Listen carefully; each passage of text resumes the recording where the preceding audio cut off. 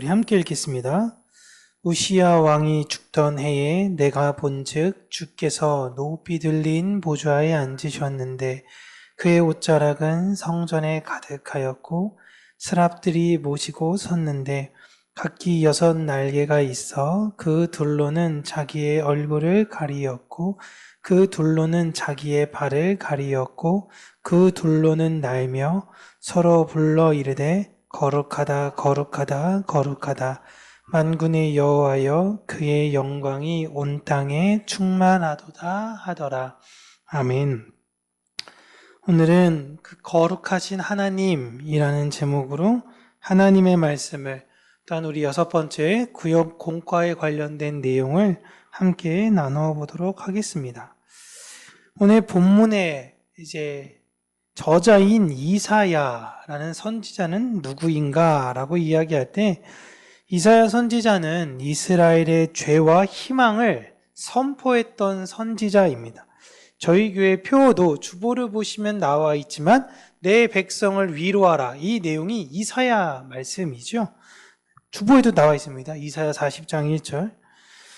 특별히 오늘 본문은 성전에서 하나님의 영광을 보며, 오늘은 거룩이라고 이야기하지만 그의 소명이 시작되는 부분인데, 이사야의 사역이 시작되는 그때가 언제냐면 공교롭게도 우시야 왕이 죽던 해라고 이야기를 하고 있습니다.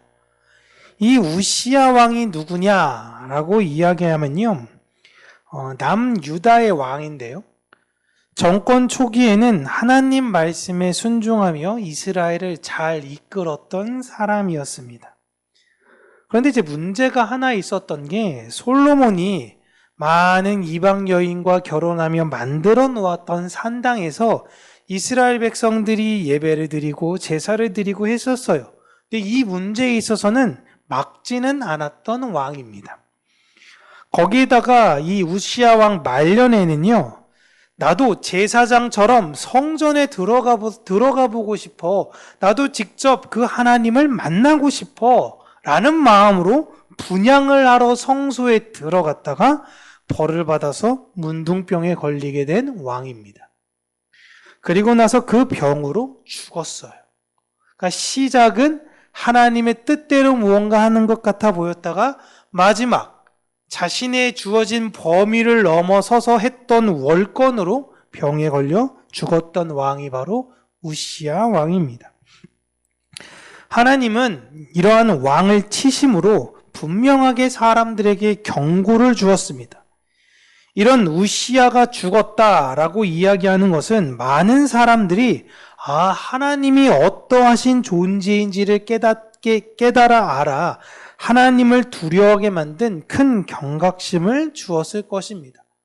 왕이 죽었대. 왜 왕이 죽었대? 왕으로선 해선 않을 역할을 했다 죽었대 라는 것입니다. 그때의 제사장 이사야는 자신의 순번에 따라 그 제사를 집행하러 성전에 들어갔는데, 정확히 이야기하면 성소로 들어간 것입니다. 그 성소에서 하나님을 만나게 된 것입니다. 전혀 예상하지 못했던 것이었죠.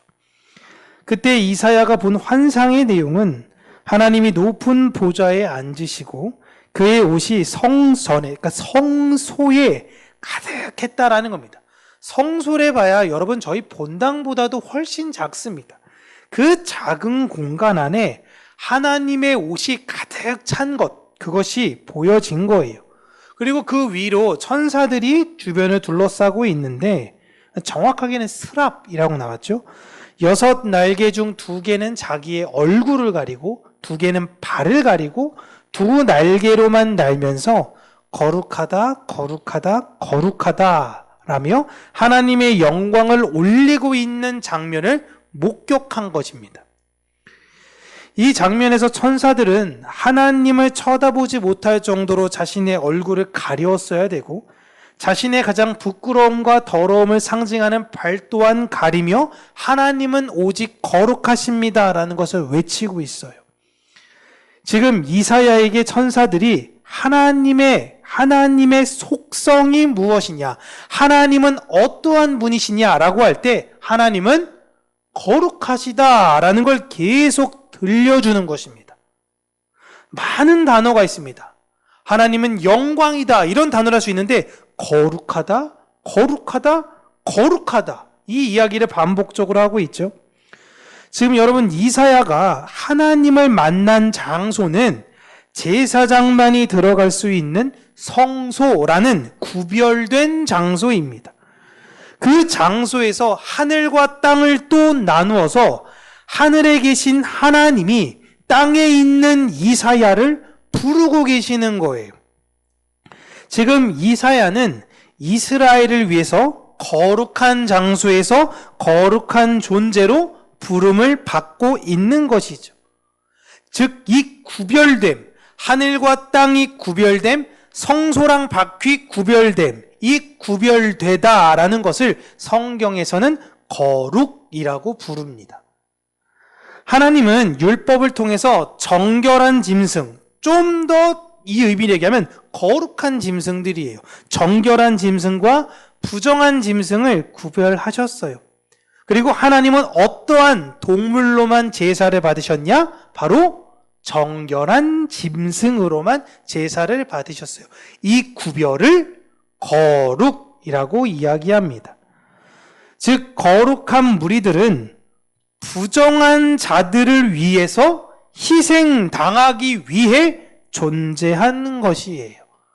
소, 양, 비둘기, 염소 이런 동물들이 왜 존재하는 거예요? 비둘기 맛있어요. 소 맛있어요. 농업에도 잘 쓰여요.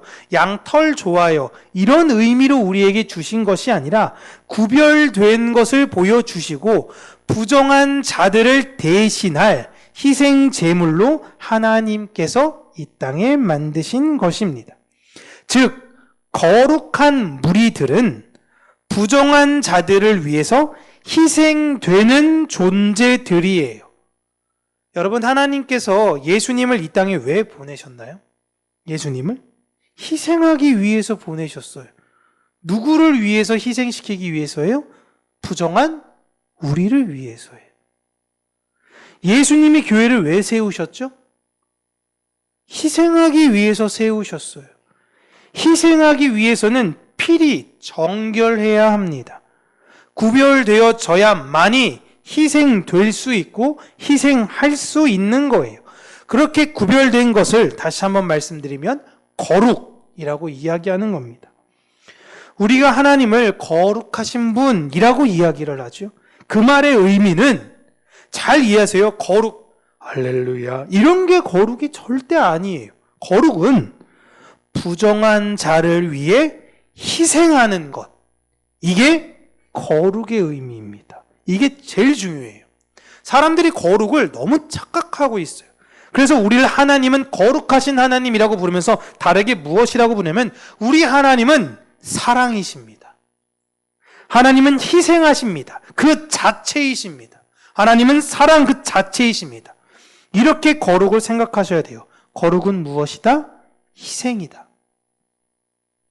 사람들이 하나님을 만났다, 하나님을 만나는 경험이 있어야 한다라는 이야기를 많이 주고받곤 합니다. 그게 무엇이냐? 내가 하나님을 만났습니다. 이게 무슨 말이냐?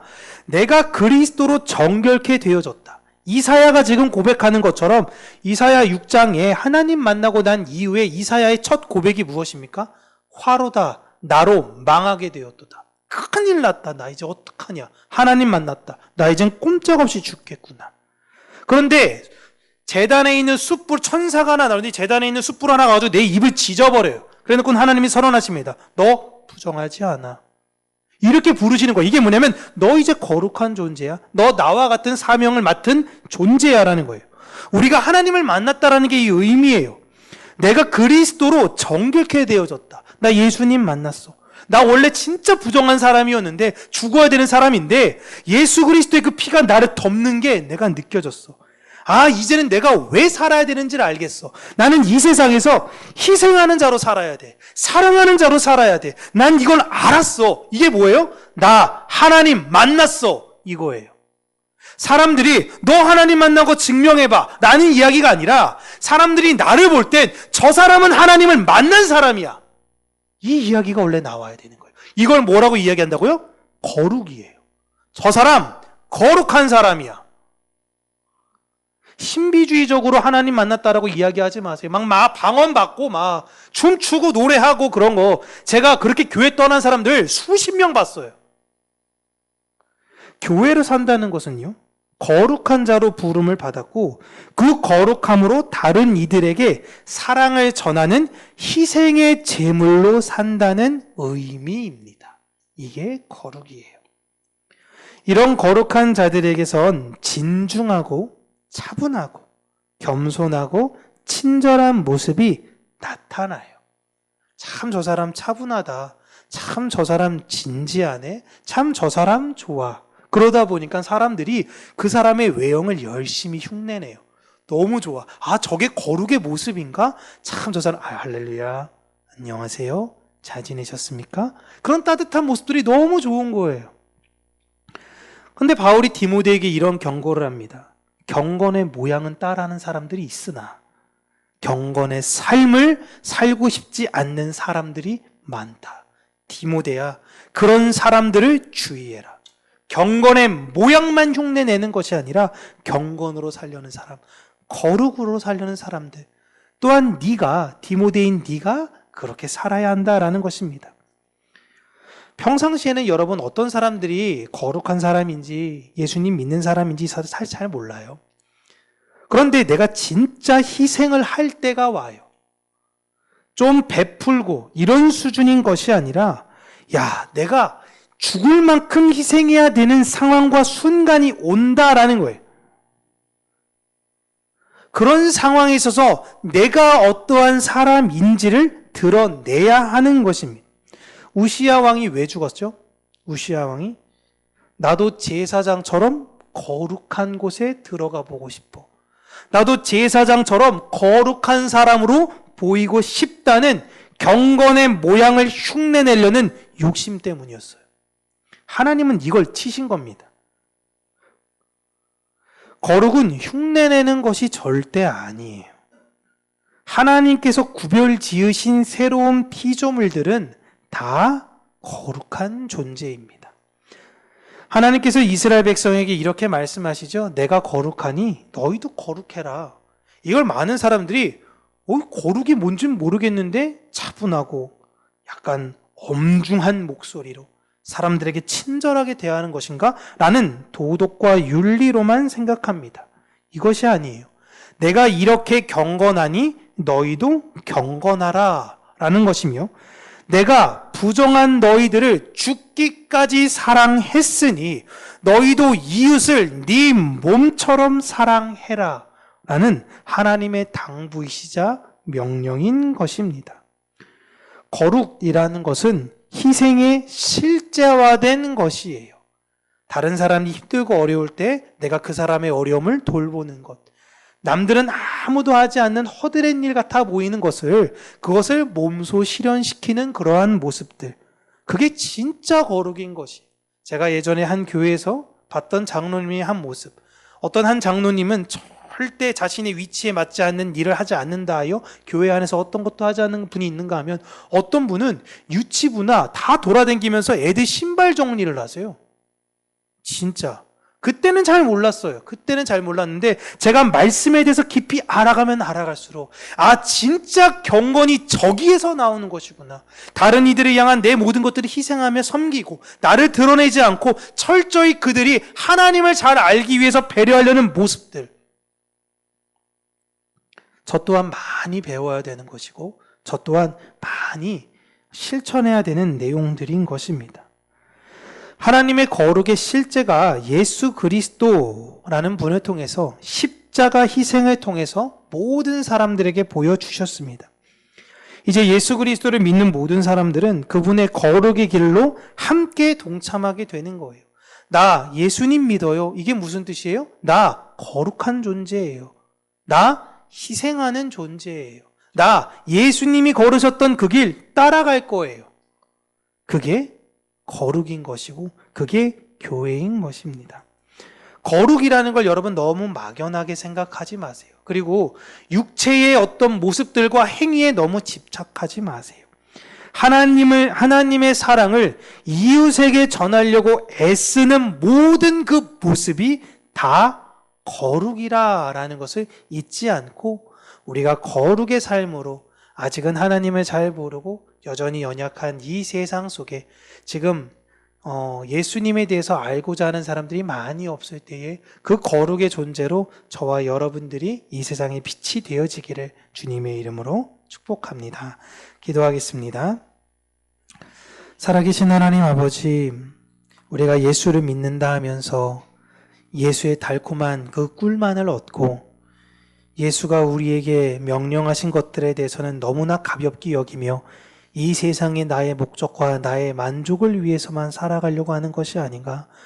그럼에도 불구하고 우시아 왕처럼 나 또한 이미 하나님께서 왕이라는 권력을 주셨음에도 불구하고 그것에 채우지 못하고 다른 이들의 거룩마저도 흉내내고 싶고 그것마저도 차지하고 싶은 그러한 욕심이 내 안에 있는 것이 아닌가. 하나님, 내 안의 죄를 잘 들여다보게 하여 주시고 내 안에 계신 나를 사랑하신 예수 그리스도를 본받아 그 거룩의 삶을 사는 평강교회 모든 성도님들이 되어지길 간절히 간구하고 소원합니다. 하나님의 놀랍고 크고 그 선한 능력이 우리를 감싸 다시금 우리가 예수 그리스도의 마음으로 이 세상을 사는 자들이 되게 하여 주시고 복음이 너무나 희미해져 버린 이 세상 속에 그 복음은 희미한 것이 아니라 분명한 것이다라는 것을 우리의 삶과 우리의 말로써 증거하고 증명하는 우리 평강교회 모든 성도님들이 될 수 있도록 하나님 우리 삶 가운데 간섭하시고 크신 은혜 허락하여 주시옵소서. 예수님 이름으로 기도합니다. 아멘.